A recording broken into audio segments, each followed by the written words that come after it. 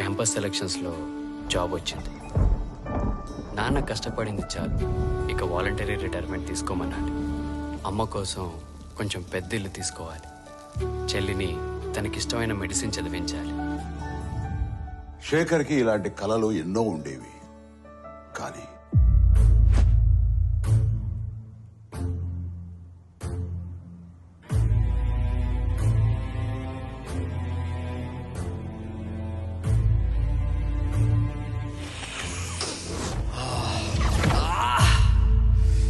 Drugs అలవాటయ్యాక శేఖర్కి తన కలలతో పాటు జీవితంలో మరెన్నో దూరం అయ్యాయి.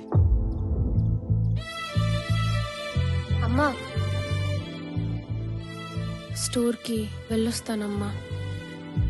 ఇలా ఒక్క శేఖరే కాదు, ఎందరో యువకులు ఈ డ్రగ్స్ గా ఆకర్షితులై తమ జీవితాల్ని నాశనం చేసుకుంటున్నారు. మీకు తెలిసి ఎవరైనా ఈ డ్రగ్స్ అమ్మటం గాని, కొనటం గాని, వినియోగించడం గాని చేస్తున్నట్లయితే ఆ సమాచారాన్ని వెంటనే తెలంగాణ యాంటీ నార్కోటిక్స్ బ్యూరోకి తెలియచేయండి. మీరు చేయాల్సిన ఫోన్ నెంబర్ 87-126-71111. మీ వివరాలు గోప్యంగా ఉంచబడతాయి. బాధితులను ఆ మత్తు నుండి దూరం చేయటమే వారి ఆశయం తప్ప శిక్షించడం కాదు.